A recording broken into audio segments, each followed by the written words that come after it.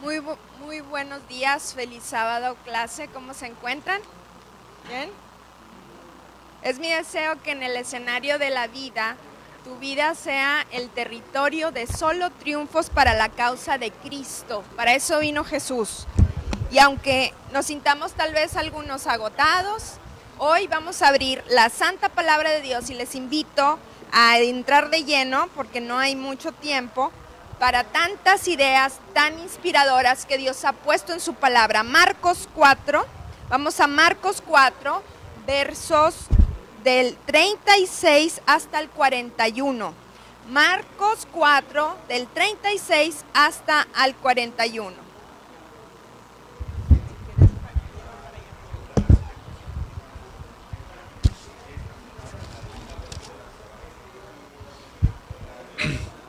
Y despidiendo a la multitud, le tomaron como estaba en la barca, y había también con él otras barcas. Pero se levantó una gran tempestad de viento y echaba las olas en la barca, de tal manera que ya se anegaba. Y él estaba en la popa, durmiendo sobre un cabezal, y le despertaron y le dijeron: Maestro, ¿no tienes cuidado que perecemos? Y levantándose, reprendió al viento y dijo al mar: Calla, enmudece. Y cesó el viento y se hizo grande bonanza. Y les dijo: ¿por qué estáis así amedrentados? ¿Cómo no tenéis fe? Entonces temieron con gran temor y se decían el uno al otro: ¿quién es este que aún el viento y el mar le obedecen? Es muy inspirador este relato de la vida de Jesús, porque dice que en el mar de la vida, hermanos, hay otras barcas. Es decir, hay otros estilos de vida, otras vidas que pueden tener prioridades diferentes.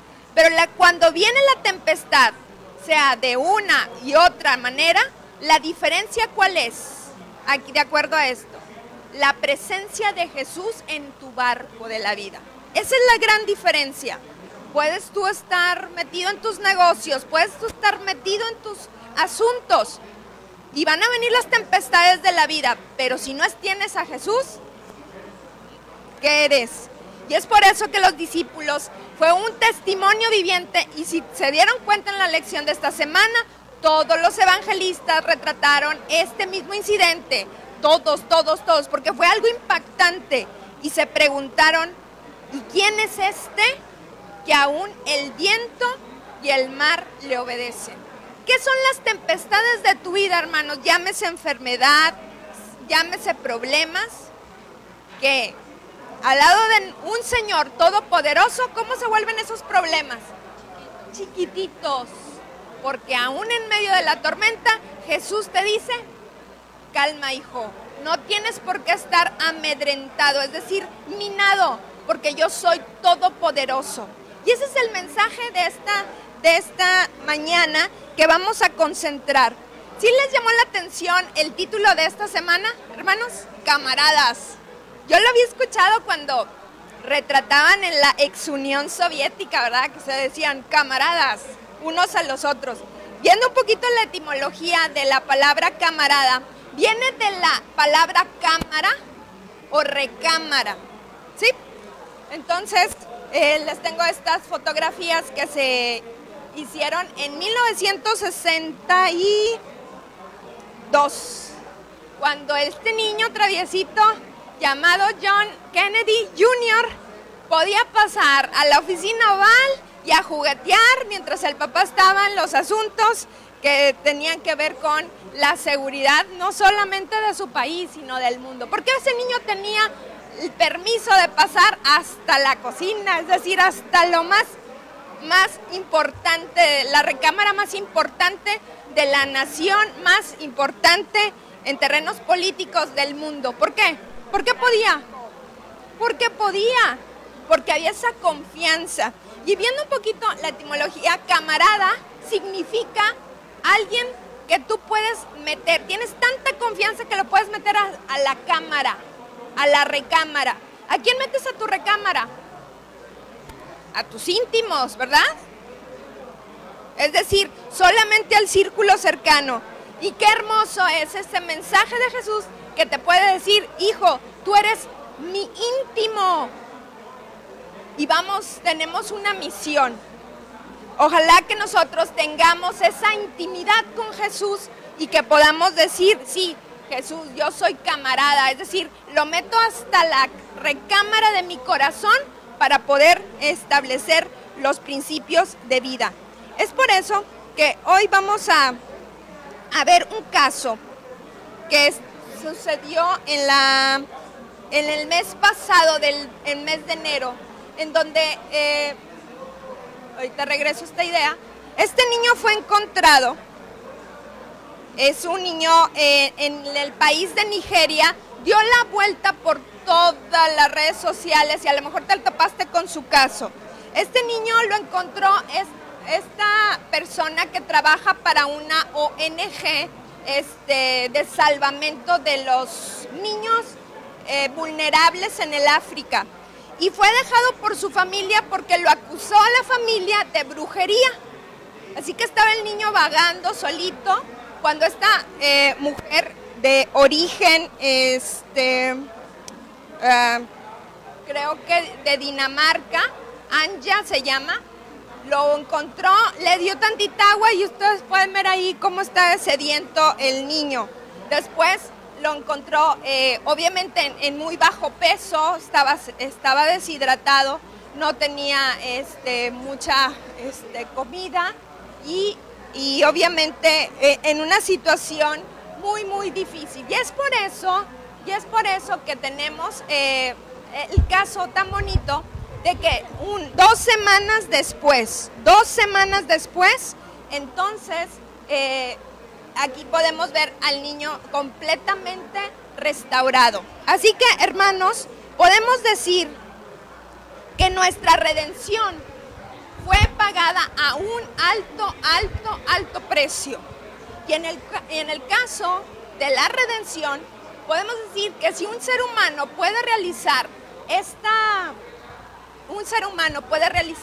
esta obra de restauración, ¿qué no sería de nuestro buen Jesús trabajando para nuestras vidas? Fíjese este pensamiento tan hermoso que está en el libro Palabras de Vida del Gran Maestro, que dice así,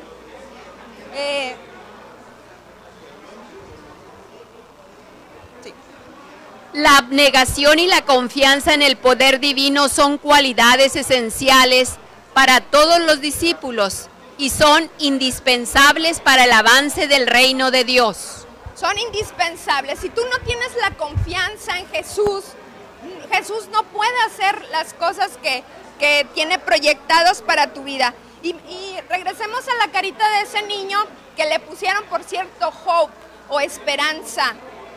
Imagínense, si este niño en 2 semanas se puede ver una restauración evidente, ¿qué no puede hacer Jesús por ti y por mí en nuestras vidas?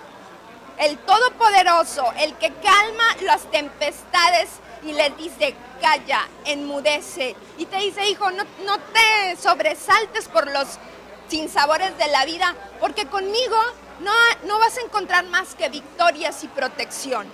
Y es por eso que miren estos pasos en orden ascendente de todo aquel que se encuentra con Jesús. Dice así este pensamiento, que la gracia en el pacto ordena nuestra adopción. ¿Y después qué pasa? Después de que somos hijos de Dios, ¿qué pasa, hermanos? Ahí nos deja. ¿No has escuchado que ahorita la frase más recurrida por el Papa Francisco es esta? ¿Todos somos hijos de Dios? ¿No lo escuchaste en estos mensajes, en los videos? Él cierra siempre, todos somos hijos de Dios. ¿Es verdad? Sí. ¿Es verdad? Vamos a la Biblia, Romanos 8:14. Romanos 8:14, se los leo para el que no tenga una Biblia en la mano, y espero que estudies este tema, porque es lo que se está escuchando. Porque todos los que son guiados por el Espíritu de Dios, estos son los hijos de Dios. Hay gente que no es guiada por el Espíritu de Dios. Está en el mar del error, está en el mar de las tradiciones, y pueden ser considerados de acuerdo a la Biblia como hijos de Dios. Y tú vas a decir, ¿el ateo? ¿El católico? ¿El maometano? Aquí está. No hay más que dos caminos, hermanos. Suena muy rudo, suena tal vez impopular. Por eso este mensaje popular está entrelazado entre el amor, pero también entre la falacia, entre el error. Todo el que es guiado por el Espíritu de Dios, este es el Hijo de Dios. Es el que tiene el sello que va a tener, y vamos a ver si alcanzamos a ese punto. Entonces, Dios te adopta cuando te dice, hijo, acá está la salvación, conmigo, con mis leyes, con mis reglas, con mi protección. Pero no te deja ahí adoptado, te va y te redime, te rescata, después te regenera y después te exalta. Todos estos 4 pasos tú los puedes ver efectuados en tu vida aquí en la tierra, pero en su mayor extensión en el cielo, en la exaltación, en la glorificación. Hermanos, ¿cuál es el secreto? Yo quiero, así como ese niño, recuperar la sonrisa del creyente en Jesús. Bueno, aquí está el secreto. Jesús mismo lo dijo con la figura de la vid y los pámpanos. ¿Alguien lo quiere leer, por favor? Decía a todas las gentes. El pámpano está injertado en la vid viviente y fibra tras fibra, vena tras vena va creciendo en el tronco. La vida de la vid llega a ser la vida del pámpano. Así también el alma muerta en delitos y pecados recibe vida por su unión con Cristo. Gracias. ¿Cuál es el secreto entonces para pasar de adopción y después de adopción, redención y después de redención, regeneración y luego exaltación? ¿Cómo puedo ir subiendo? Cuando tengo a Jesús en la barca de mi vida. Esa es la gran diferencia. Cuando soy un hijo de Dios que obedece. Porque puedo ser un hijo de Dios devoto a mis tradiciones, devoto a mis maneras de pensar. Y ahí ya no soy hijo de Dios, de acuerdo a lo que me acaba de decir la santa palabra de Dios. Entonces, hermanos, vemos cómo a veces escuchamos mucho una idea y pensamos que por repetirla es la verdad, y no es verdad. ¿Por qué escogió Jesús a esos camaradas, a estas personas para su primer equipo de trabajo misionero? Pedro, díganme otro nombre, que recuerden, un discípulo, Andrés, Pablo más posteriormente, ¿quién más?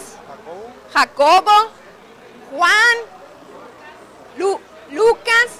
Todos y cada uno de los discípulos tenían sus pros y sus contras. Si les pudiéramos poner el currículum vitae, tal vez tú no los contratarías, y menos para ese trabajo. Pero es muy importante que entendamos una cosa, hermanos, cómo Jesús nos llama, y tú dices, es que yo, ¿cómo soy?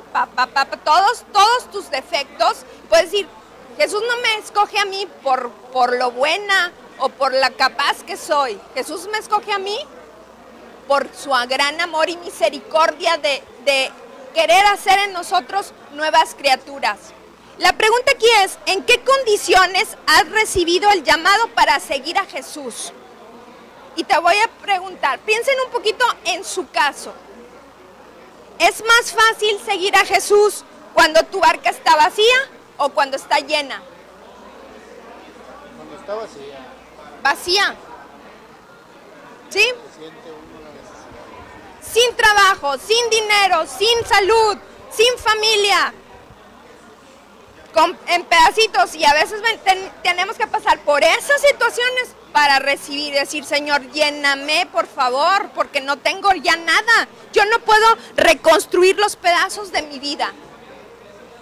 Es muy difícil, dijo Jesús, que un rico, que alguien que piense que no tiene necesidad de nada, económicamente hablando, pase para el reino de los cielos. Pero sin embargo, hay casos que el Espíritu Santo sigue allí tocando la puerta del corazón. Tenemos casos, Zaqueo. Saqueo era millonario. Claro, de dudosa procedencia su dinero. Pero Jesús lo vio y le dijo, Saqueo, hoy es necesario que pase a tu casa. Y allí fue el hombre más feliz del mundo. Porque Jesús iba a ir a su casa, el gran huésped. Y ahí todo cambió. Hizo reestructuras, regeneró. Y entonces regresamos a la misma idea. ¿Se fijan, hermanos, que sin Jesús, qué? No queda nada. Pero respondamos la pregunta. ¿Es más fácil seguir a Jesús cuando todo está bien o cuando todo está mal? Qué feo es el corazón humano, pero a veces tenemos que llegar a la situación de bancarrota para decir, Jesús, aquí estoy. Lucas 5:11, ¿qué dice? Ahí está el versículo. Y cuando llevaron las barcas a tierra, dejaron todo y le siguieron. Ustedes saben el contexto de la pesca milagrosa. Estos hombres estaban frustrados, eran pescadores de profesión, no habían pescado nada. Jesús les dio indicaciones y después de esas indicaciones aparentemente ilógicas, las redes se reventaban de tantos pececitos que estaban allí. Y entonces te pregunto nuevamente, ¿cómo estaban las redes y las barcas de estos hombres pescadores? En ese momento, llenas. Nunca habían visto más prosperidad material que ese día. Así que con las manos llenas y al llamado de un maestro itinerante medio incierto y medio impopular, tú dices, ¿qué me conviene? Oigan, Pedro tenía obligaciones, al menos, tenía esposa, y dices, lo voy a dejar todo, ahora que me fue bien, ahora que me está yendo de lo mejor, lo voy a dejar todo.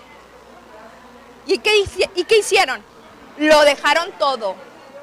Porque cuando tú pesas las cosas materiales superiores a las cosas espirituales, entonces el Espíritu Santo no ha llegado a tu corazón a cambiar la agenda de la vida, la agenda correcta de la vida. Por eso tú debes de decir, sí, qué buen trabajo tengo, o sí, qué buena situación, pero estoy dispuesto a dejarlo todo por seguir a mi maestro. ¿Para qué? Siguiendo a Jesús te vas a quedar pobre. No, fíjense todos los pasos. Adopción, redención, regeneración y exaltación.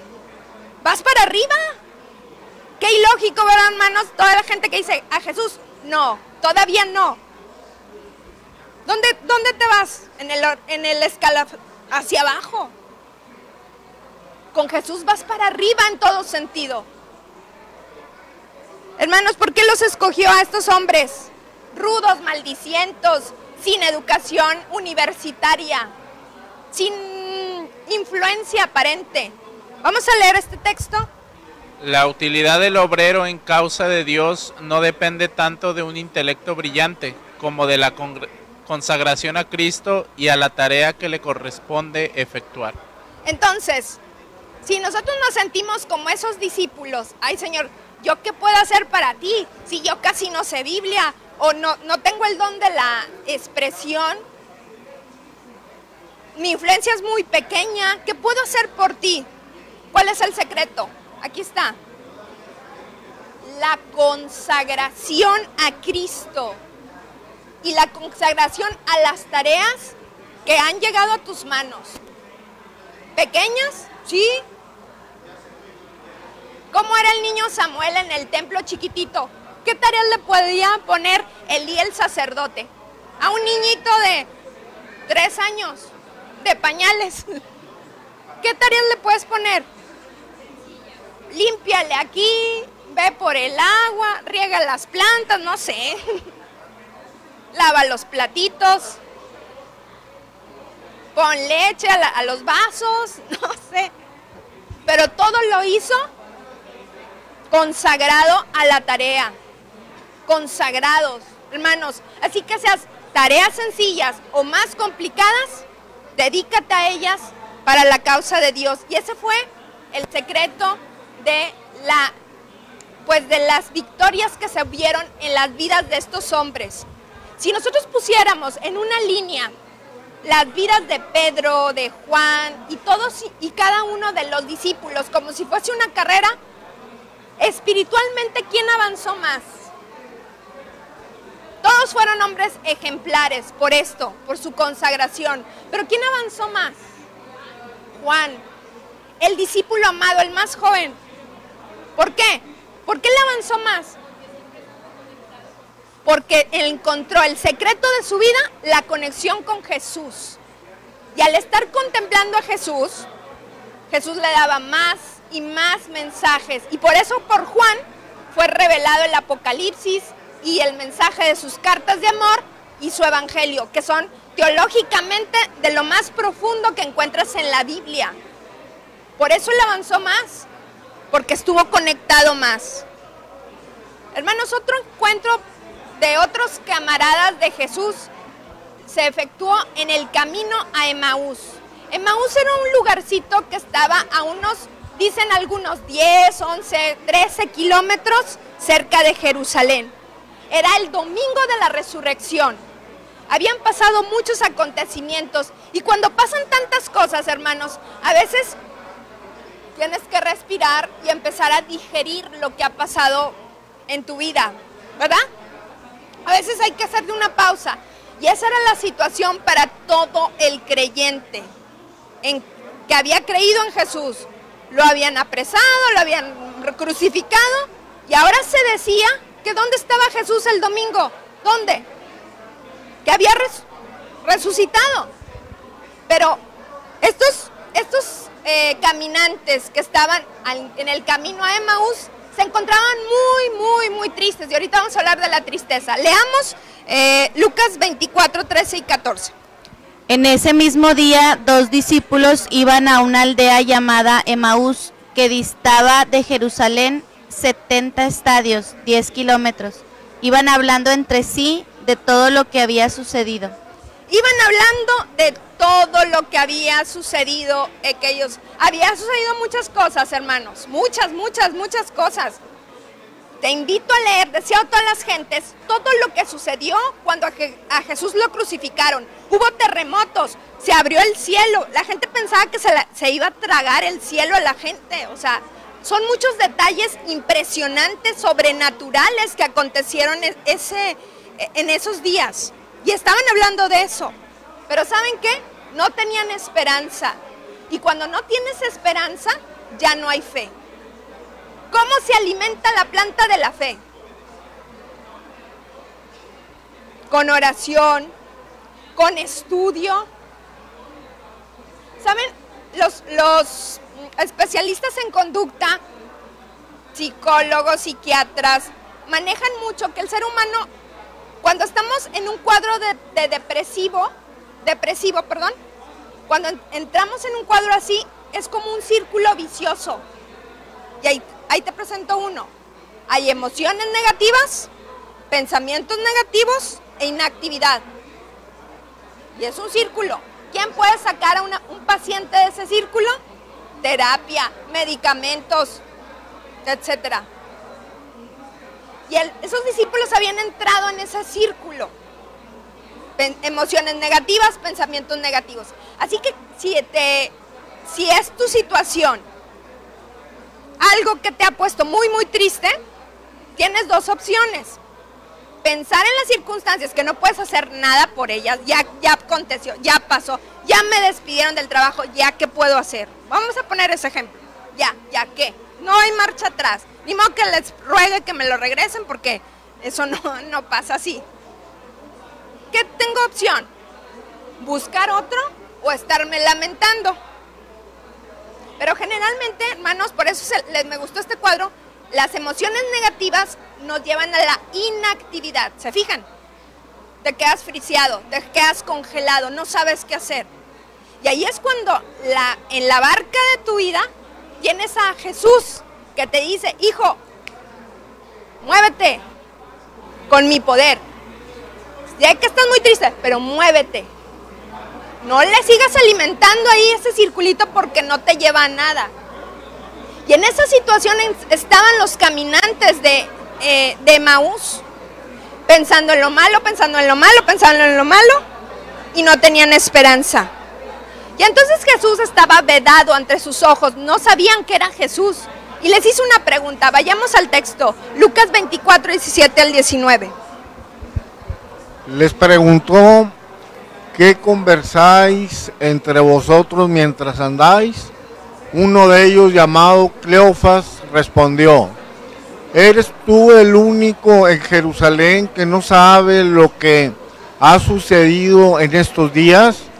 Entonces él preguntó, ¿qué cosa? Ellos le dijeron, lo de Jesús Nazareno, un profeta poderoso en obra y en palabra ante Dios y ante todo el pueblo. Jesús les llevó a un punto, hermanos. A ver, actualícenme, por favor, como cuando le actualizas a la computadora. Actualícenme, ¿qué están hablando? Y ellos dijeron, ¿qué tipo de hombre eres? Tan descuidado y tan distraído que no sabes todo lo que pasó. Y empezaron a hablar de quién. Del que estaba a su lado. ¿Y qué dijeron de Jesús en este versículo? Un profeta poderoso que hablaba la palabra de Dios y ante todo el pueblo. Vamos a continuar con su análisis. ¿Qué dice Lucas 24, 20, 22 y 23? Y los principales sacerdotes y nuestros gobernantes lo sentenciaron a muerte y lo crucificaron. Además, algunas mujeres de las nuestras nos han sobresaltado, porque fueron de madrugada al sepulcro, pero no hallaron su cuerpo, y volvieron diciendo que había visto una visión de ángeles que dijeron que él vive. Muy bien. Hermanos, les faltaba información a esta gente. Fíjense, sabían que Jesús era poderoso, hablaba la palabra de Dios, y ahorita están anexando en este trozo que lo sentenciaron a muerte y lo crucificaron, pero además, lo más importante, y está subrayado, él vive, hay testimonios de que él vive, y todavía se sentían tristes. Piensa en la situación más triste que has pasado últimamente, llámale como le quieras llamar, la más triste, y piensa, y no está Jesús a mi lado, el que vive. Entonces, ¿por qué estoy tan triste? ¿No es la misma situación? ¿Sí? El que vive y el que está trabajando por mí. El que me quiere llevar de adopción, redención, regeneración y exaltación. Su mano ya se cerró. Está. Agárramela, hijo, porque vas para arriba. ¿Qué le faltaba entonces a estos caminantes de Emaús? ¿Qué les faltaba? ¿Fe? Por cierto, uno de ellos se llamaba ¿cómo? Cleofas. Y el otro no sé, pero no dice. Y Jesús los llevó al Antiguo Testamento. Y dijo, a ver, chicos, reprobados, reprobados en Biblia. Vámonos desde Moisés. Vamos. Y pum, pum, pum. Empezó a abrir las profecías de una en una, de una en una. Y empezaron a alimentar, no el circulito vicioso que ya viste, ¿sí? El de pensamientos negativos y de inactividad. Empezaron a alimentar el círculo de la fe que se basa en el estudio humilde de la palabra de Dios. ¿Les faltaba información? Tú puedes decir, tenían mucha información. ¿Estaban tristes innecesariamente? ¿Sí? Y luego cuando se les reveló Jesús, dijeron lo siguiente, Lucas 24, 32. Y se dieron uno al otro, se dijeron uno al otro, ¿no ardía nuestro corazón en nosotros cuando nos hablaba en el camino y nos explicaba las Escrituras? Les quiero decir algo, hermanos, si aquí nos quedáramos en esta historia y pensáramos, ¿por qué a veces estamos tan tristes, tan abrumados, tan desesperanzados? No estaremos como esos caminantes con Jesús al lado, un Jesús vivo y poderoso, y yo sigo, qué mal me fue en la vida, o qué mal, yo quisiera otra situación. Te puedo resumir lo que les hacía falta a estos caminantes y ojalá te sirva. Les hacía falta la presencia de Jesús. Tú puedes tener toda la información bíblica en tu cabeza, toda, pero sin Jesús, tu corazón sigue frío. Cuando Jesús estuvo a su lado, abriéndole las escrituras, ¿qué dijeron ellos? Nuestro corazón ardía. Entonces tomó significado esas enseñanzas. Puedes tener tu Biblia, tu lección subrayada, completita en la semana, pero seguir frío, congelado. ¿Por qué? Porque no has pedido la presencia de Jesús. Necesitamos dos, un caminar diferente. Tal vez estás muy apresurado en la mañana o muy apresurado en tu agenda y estas personas tenían que llegar a esa paz, no andar tan deprisa. Y por último, hermanos, necesitamos emociones controladas. Es que qué triste estoy y alimentas la tristeza. No. Un cristiano es mesurado hasta en eso. Emociones controladas. Que el Espíritu Santo te controle, porque si te empiezas en el círculo, ese círculo no te sales fácil. Una pregunta bien interesante con la cual concluiremos este repaso, hermanos. Cuando Jesús, nuevamente, regresemos a este caso, dijo al mar, calla, enmudece, y tú ves en las noticias terremotos, tsunamis, deslavamientos, todas las situaciones de este mundo convulsionado, hay una pregunta que hacer. ¿Jesús domina sobre la naturaleza? Te lo pregunto. Sí. ¿Y por qué Satanás sigue impactando al mundo natural?